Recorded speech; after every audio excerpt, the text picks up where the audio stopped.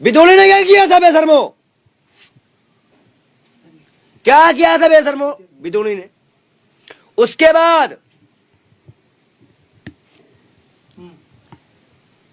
सुरेश चौहान ने कितनी बार स्पीच दी, जीजा आ रहा है, साले आ रहे, प्रधानमंत्री कपड़े पहनाने जाएंगे, बागेश्वरम वाले बाबा को देख लीजिए, उन पे मुकदमा हुआ क्या? शंकराचार्य तक को कहा गया, उनको भी ट्रोल किया गया। लेकिन जिस तरह से हेट स्पीच की जिम्मेदारी दिखाकर ये गिरफ्तारी हुई है, तो क्या बयान और जलसा और भागवत और कथा नहीं हो पाएगी?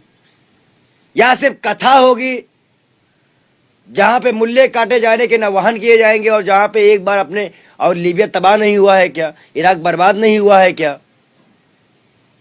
हम भी यूपीएससी के छात्र रहे हैं, हमें भी इराक संकट पता है, लीबिया संकट पता है, मक्का मदीना से भी हमारा जुड़ाव रहा है, कुरान हमने पढ़ी है, इस्लाम से मेरा तारुफ रहा है।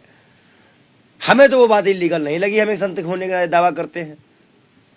और मैं तो कह रहा हूं उनकी जमानत होनी चाहिए, पुलिस को जमानत देनी चाहिए, मामला कोर्ट में जाए और वो निष्पक्ष होके आएंगे, हम सब उनके साथ हैं। और कहीं ना कहीं इन नफरत वाली टट्टुओं को फिर चप्पल पड़ेगी, फिर ये गोबर खाएंगे। आने वाले समय में एक बात हम सबको यहां लिख के देना पड़ेगा कि क्या आज इस्लाम की बातें रखने वाले मौलानाओं को, अपने युवाओं को इस्लाम का तारुफ कराने मौलानाओं को जेल बंद किया? कलीम साहब को देख लीजिए आप, अल्लाह और नबी की कोई बात नहीं कर पाएगा, अल्लाह का नाम लेने वाला कोई नहीं रह पाएगा। या तो हम गर्दन कटवा देंगे लेकिन नाम तो लेंगे, ये भी इस्लाम का मामला है। मैं कहता हूं बताइए आप लोग, अगर इस्लाम में कोई बयान हो रहा है, कोई बातें हो रही हैं, कोई चीजें की जा रही हैं, तो आप समझ लीजिए कि इस्लाम के तारुफ से है। जैसे अब मैं आपको एग्जांपल दूं, हमारे यहां महाभारत हुआ, युद्ध हुए, कहीं ना कहीं अगर हम उसका एग्जांपल दे तो मौलाना साहब को हेट स्पीच के मामले में जो गिरफ्तार किया गया, तो उससे पहले धर्म संसद लगी थी, याद है?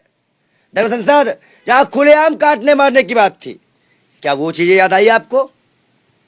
आई आपको? और इनको देखिए, इन्होंने क्या कहा? इन्होंने ना हिंदुस्तान का नाम लिया, ना हिंदुओं का नाम लिया, ना कहीं भी लिया, लेकिन ये मुसलमान इनकी गिरफ्तारी हो गई। क्यों?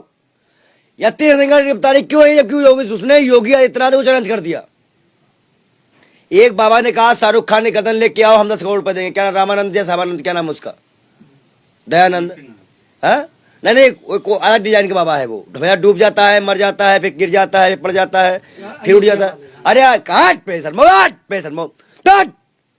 पाखंडियों में मुकदमा नहीं कर पाते, बाबा है, बाबा नहीं है, पूरा खाबा है। महामंडलेश्वर महाराज जो कहा था जंतर मंतर पे, आपने सुना होगा, वीडियो वायरल हुआ था। हाँ, पुलिसों के साथ हजारों पुलिस खड़ी थी, हाँ, उनके सामने में बयान हुआ, फिर भी गिरफ्तारी नहीं हुई उनकी। देखो ढोंगियों की तो भाजपा कैसा है, सरकार कैसा है।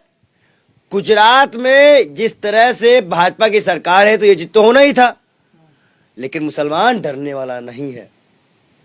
मुसलमान इस्लाम को मानने वाला है, अल्लाह को मानने वाला है, अपने नबी को मानने वाला है। फिलिस्तीन का मुसलमान देख लो, मुसलमान डरने वाला नहीं है। और हम जैसे हिंदू भी उनके साथ है, जैसे वो हमारे साथ है।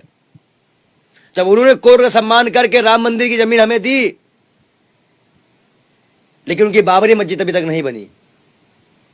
उन्हें कोर्ट का सम्मान करके ज्ञान व्यापी में उनको हाई कोर्ट जाने का आदेश नहीं मिला, मामला सुप्रीम कोर्ट तक नहीं गया, वहां पूजा शुरू कर दी गई, फिर भी वो चुप है। इतना किसी के सब्र का इम्तिहान नहीं लेना चाहिए। आरोप उन पे यह है कि तो फिर धर्म संसद में क्या किया गया था?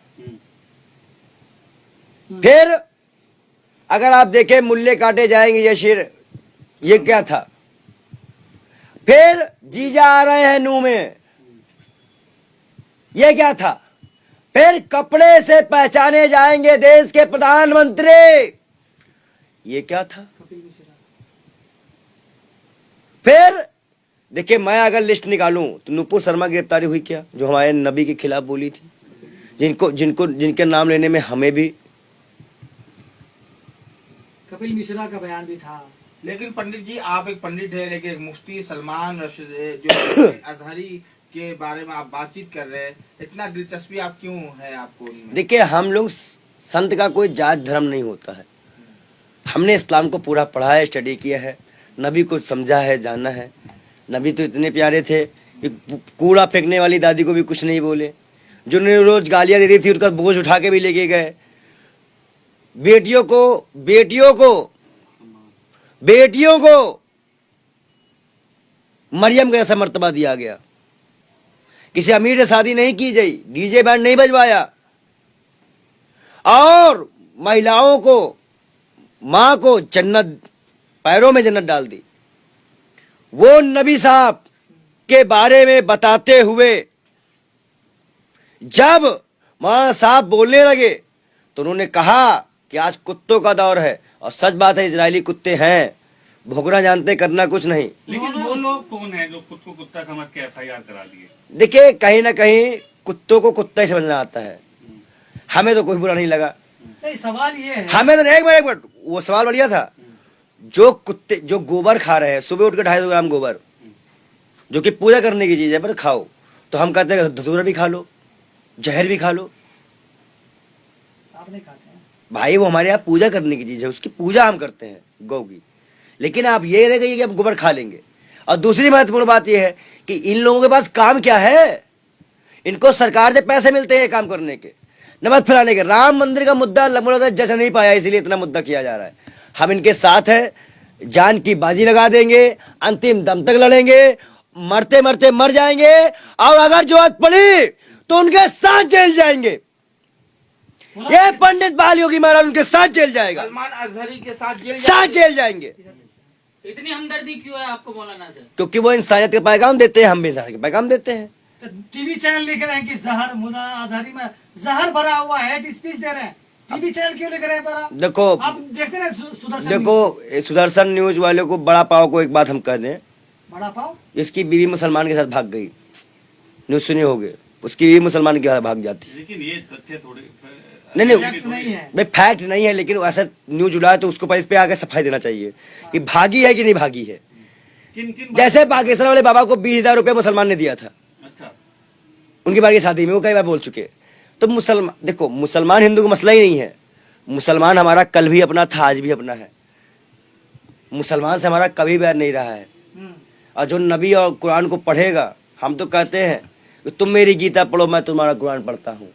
हम तो उस धर्म को रखने वाले संत हैं, और हम तो अजहरी साहब को बड़ी सम्मान भी करते हैं कि हमारी तरह वो भी एक मौलाना है, जनता को रूबरू करते हैं, युवाओं को समझाते हैं, नेक रास्ते में लाते हैं, नमाज, दुआ, अजान, इखलास, अमन, शांति की बात करते हैं।